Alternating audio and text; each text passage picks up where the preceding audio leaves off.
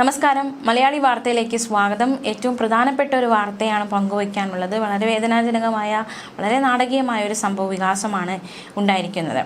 ഹൃദയ ശസ്ത്രക്രിയയ്ക്ക് ശേഷമുള്ള പരിശോധന കഴിഞ്ഞു മടങ്ങവേ മധ്യവയസ്കൻ പാലത്തിൽ നിന്ന് പുഴയിലേക്ക് ചാടി ആത്മഹത്യ ചെയ്തു. വളപട്ടണത്താണ് സംഭവം ഉണ്ടായിരിക്കുന്നത്. പാപ്പിനിശ്ശേരി കീച്ചേരി സ്വദേശി CP ഗോപിനാഥനാണ് ഇത്തരത്തിലൊരു കടുങ്കൈ ചെയ്തത്. 63 വയസ്സുകാരനായിരുന്നു. കുടുംബാംഗങ്ങളെ തട്ടിമാറ്റിയ ശേഷമായിരുന്നു ഇദ്ദേഹം വെള്ളത്തിലേക്ക് ചാടിയത്. അഗ്നിരക്ഷാസേന, തീരദേശ പോലീസ് തിരച്ചിൽ നടത്തി. പക്ഷേ ആ ഒരു സമയത്ത് അദ്ദേഹത്തെ കണ്ടെത്താൻ സാധിച്ചില്ല. വ്യാഴാഴ്ച വൈകിട്ട് 3:45 ഇത്തരത്തിലുള്ള സംഭവം ഉണ്ടായത്. ഗോപിനാഥൻ ശസ്ത്രക്രിയ കഴിഞ്ഞ് ബംഗളൂരിൽ നിന്ന് മടങ്ങിയെത്തിയിട്ട് അധിക ദിവസം പോലും ആയിട്ടില്ല. ആരോഗ്യ സംബന്ധമായുള്ള ചില പ്രശ്നങ്ങൾ അദ്ദേഹത്തെ അലട്ടിയിരുന്നു. ഇതേ തുടർന്ന് കണ്ണൂരിലുള്ള ഡോക്ടറെ കാണാൻ പോയി. അദ്ദേഹത്തെ കണ്ടു മടങ്ങിയപ്പോഴായിരുന്നു ഇത്തരത്തിൽ വളപട്ടണം പാലത്തിൽ നിന്ന് അദ്ദേഹം ചാടിയത്. പാലത്തിൽ വലിയ ഗതാഗത കുരുക്കുണ്ടായിരുന്നു. തനിക്ക് ഛർദ്ദിക്കണമെന്ന് ഗോപിനാഥൻ പറയുന്നു. എന്നിട്ട് അദ്ദേഹം കാറിൽ നിന്ന് ഇറങ്ങുന്നു. ഭാര്യയും മകളും ഒപ്പം ഇറങ്ങി. എന്നാൽ പെട്ടെന്ന് തന്നെ അവരെ തള്ളി മാറ്റിയ ശേഷം ഗോപിനാഥൻ പുഴയിലേക്ക് ചാടുകയായിരുന്നു. പ്രവാസി കൂടിയാണ് അദ്ദേഹം. തീർച്ചയായിട്ടും വളരെ നടക്കുന്നൊരു വാർത്ത. ബന്ധുക്കൾ ബഹളമുണ്ടാക്കുന്നത് കേട്ട നാട്ടുകാർ പോലീസിനെയും അഗ്നിരക്ഷാസേനയും വിവരം അറിയിക്കുകയായിരുന്നു. അതായത് ഭാര്യയുടെയും മകളുടെയും കൺമുന്നിൽ വെച്ചാണ് അവരെ തട്ടി മാറ്റിയിട്ടാണ് ഇത്തരത്തിൽ താഴേക്ക് ചാടുന്ന സാഹചര്യം ഉണ്ടായത്. സ്ഥലത്ത് ഉടൻ തന്നെ വളപട്ടണം പോലീസും കണ്ണൂരിൽ നിന്ന് അഗ്നിരക്ഷാസേനയും എത്തുന്നു. തീരദേശ പോലീസും എത്തുകയാണ്. ഇവർ സംയുക്തമായി വളപട്ടണം പുഴയിൽ മണിക്കൂറുകളോളമാണ് ഇദ്ദേഹത്തെ കണ്ടെത്താനുള്ള തിരച്ചിൽ നടത്തിയത്. പക്ഷേ കണ്ടെത്താൻ സാധിച്ചില്ല.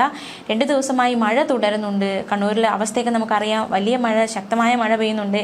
ഈ സാഹചര്യത്തിൽ പുഴയിൽ വെള്ളം കയറിയിട്ടുണ്ട്. അപ്പോൾ തിരച്ചിലിനെ അത് പ്രതികൂലമായി ബാധിക്കുകയും ചെയ്തു. എന്തായാലും വളരെ നടക്കുന്ന ഒരു വാർത്തയാണ് സംഭവിച്ചിരിക്കുന്നത്.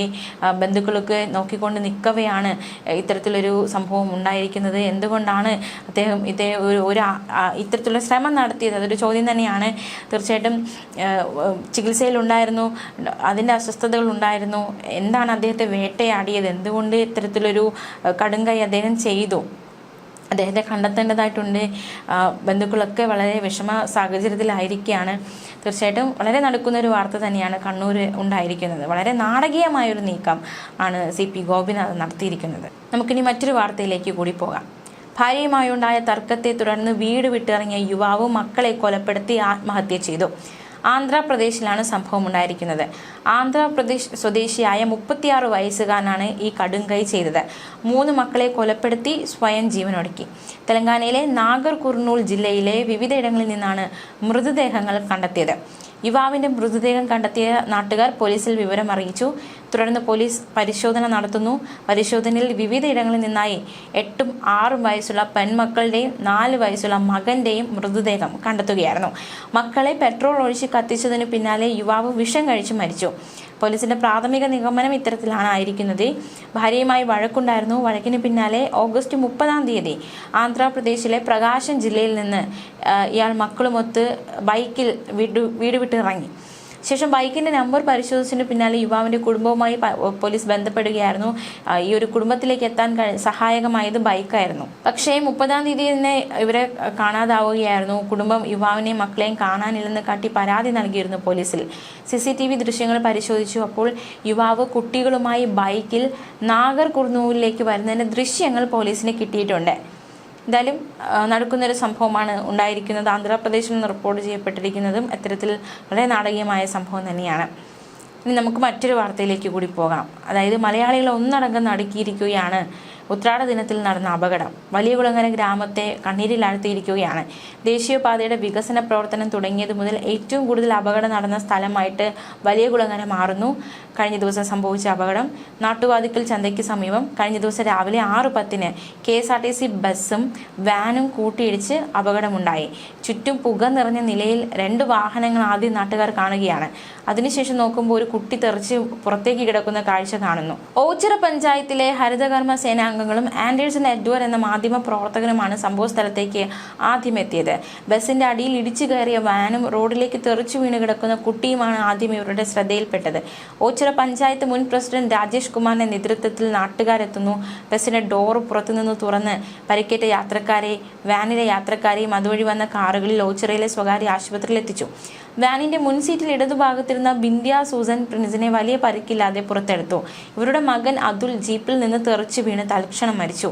മക്കളായ അൽക്ക, ഐശ്വര്യ ഇവരെ നാട്ടുകാർ പുറത്തെടുത്ത് ഓച്ചിറയിലെ സ്വകാര്യ ആശുപത്രിയിൽ എത്തിച്ചു. അപ്പോഴും ഡ്രൈവർ സീറ്റിലിരുന്ന പ്രിൻസിനെ പുറത്തെടുക്കാൻ സാധിച്ചില്ല.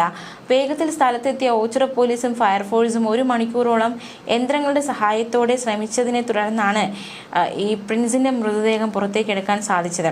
ദേശീയപാതയുടെ വികസനവുമായി ബന്ധപ്പെട്ട് അശാസ്ത്രീയമായി ഡിവൈഡറുകൾ സ്ഥാപിക്കുന്നതും പ്രദേശത്ത് മതിയായ അപകട സൂചന ബോർഡുകളും റിഫ്ലക്ടർ ബോർഡുകളും ഇല്ലാത്തതും റോഡിൽ വെളിച്ചമില്ലാത്തതും കാരണം അപകടം വർദ്ധിക്കുന്നതായി നാട്ടുകാർ പറയുന്നുണ്ട്. 1 മാസം മുൻപ് KSRTC ബസ് ഡിവൈഡറിൽ ഇടിച്ചു കയറിയും ഓട്ടോറിക്ഷയിൽ ബസ് ഇടിച്ചും അപകടമുണ്ടായിട്ടുണ്ട്. എന്തായാലും വലിയൊരു അപകടമാണ് സംഭവിച്ചിരിക്കുന്നത്. ഈ പ്രിൻസ് എന്ന് പറയുന്ന വ്യക്തി, അദ്ദേഹം നാട്ടുകാർക്കൊക്കെ വളരെ പ്രിയപ്പെട്ടവനായിരുന്നു. ഒരുപാട് ദാനധർമ്മങ്ങൾ ചെയ്യുന്നു. അതുപോലെ തന്നെ ഓണക്കിറ്റൊക്കെ സമ്മാനമായിട്ട് ഒരുപാട് പേർക്ക് നൽകുന്നു. അതുകൊണ്ട് തന്നെ വളരെ പ്രിയപ്പെട്ടവനായിരുന്നു നാട്ടുകാർക്ക്. അവരുടെ ആ ഒരു വിയോഗം നാട്ടുകാരെ ഒന്നടങ്കം കണ്ണീരിലാഴ്ത്തിയിരിക്കുകയാണ്. തീർച്ചയായിട്ടും ഈ ഒരു തിരുവോണ ദിവസത്തിൽ ബന്ധുക്കളെ സംബന്ധിച്ച് അത് വലിയൊരു വേദനയായി മാറിയിരിക്കുകയാണ് ഈ ഒരു അപകടം. തീർച്ചയായിട്ടും ഈ ഒരു അപകടത്തിലേക്ക് നയിക്കപ്പെട്ടത് ക്ഷീണം കാരണം ഉറങ്ങിയതായിരിക്കാം എന്ന ഒരു പ്രാഥമിക നിഗമനമാണ് നിലവിലുള്ളത്. വളരെ ഭയങ്കര സ്പീഡിലായിരുന്നു ഈ ഒരു വണ്ടി ഈ ഒരു ബസ്സിലേക്ക് ഇടിച്ചു കയറിയതെന്നാണ് പറയാൻ അറിയും.